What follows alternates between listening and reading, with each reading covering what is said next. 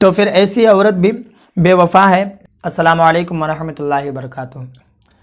धोखेबाज औरतों की कुछ निशानियां बताइए, यानी कि जो औरतें धोखा दे देती है, या फिर कुछ औरतें ऐसी होती है कि उनको अगर कोई बात बताई जाए, पर्सनल बात, दिल की बात, तो फिर होता क्या है कि वो फिर लोगों को बता देती है, फिर उसकी वजह से जो है ज़िल्लत बाद में उठानी पड़ती है।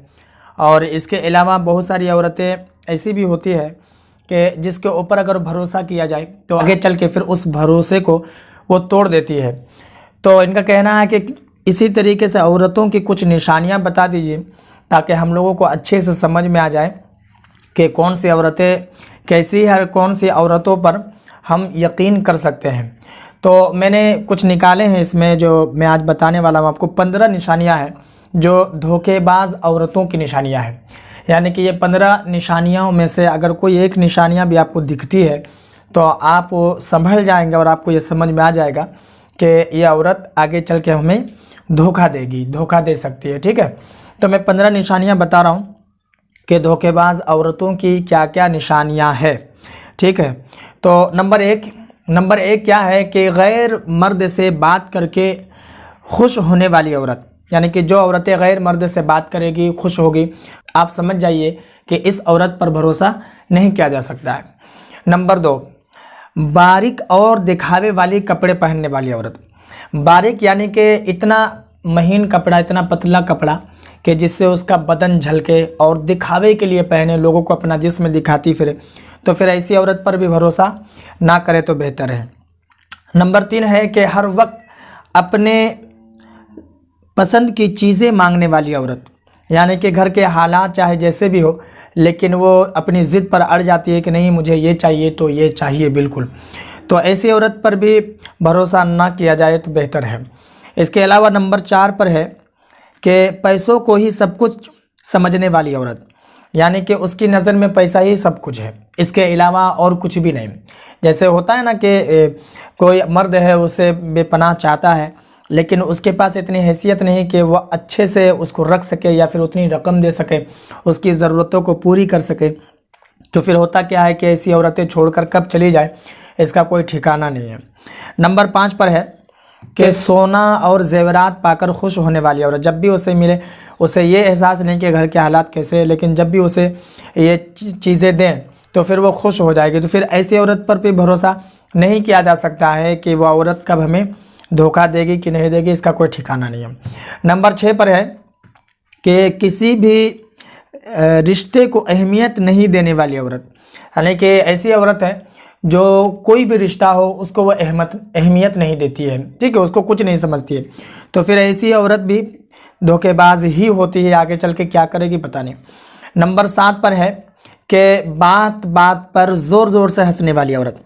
यानी कि कोई भी बात कहें और बिल्कुल वो हंसने लगी और कहा लगा कर हंसने लगी, तो फिर ऐसी औरत पर भी भरोसा नहीं किया जा सकता है। उसके बाद नंबर 8 है जो ये है कि डर डर के और छुप छुप के बात करने वाली औरत। यानी कि कोई ऐसी औरत है, कोई ऐसी लड़की है जो आपसे डर डर के बात करती है, छुप छुप के बात करती है, जैसे घर वालों से या फिर दीगर पड़ोसियों से या फिर दीगर किसी से भी अगर डर डर के छुप छुप के बात करती है तो फिर ऐसी औरत भी आपको वो कब धोखा दे देगी इसका कोई ठिकाना नहीं है। ठीक है, उसके बाद नंबर 9 पर है कि बात बात में झूठी कस्में खाकर बात करने वाली। यानी कि आप कोई भी बात कहेंगे, अगर आप उसे कहेंगे कि मुझे यकीन नहीं, तो फिर उस बात पर वो कसम उठाएगी, कसम खाएगी। तो बात बात पर अगर कोई औरतें कसम खाती है तो आप समझ जाइए कि आगे चल के ये औरत हमें धोखा देगी, उस पर एतबार नहीं किया जा सकता है। नंबर 10 पर है कि बात करते वक्त नज़रें चुराने वाली औरत है ना। यानी कि जब भी आपसे वो बात करेगी, चाहे वो सच बात हो या झूठ बात हो, तो नज़रें आपसे चुराएगी, नज़रें आपके साथ मिलाने नहीं पाएगी। तो ऐसी औरत पर भी भरोसा ना किया जाए तो बेहतर है, क्योंकि ऐसी औरत के बारे में भी धोखेबाज की जो निशानियां हैं वो ये निशानी है, धोखेबाज औरत होगी वो। नंबर 11 पर जो है वो है कि हर वक्त सजने संवरने पर ज़्यादा ध्यान देने वाली औरत। यानी कि वो चाहे कुछ भी हो जाए, लेकिन वो अपना सजाव और अपना जो संवरना है वो उसे नहीं छोड़ सकती है। चाहे कुछ भी हो जाए, पूरी बस्ती में आग क्यों ना लग जाए, लेकिन वो सजना संवरना अपना नहीं छोड़ेगी तो नहीं छोड़ेगी। तो ऐसी औरत भी धोखेबाज हो सकती है, ऐसी औरत पर भी भरोसा ना करे तो बेहतर है।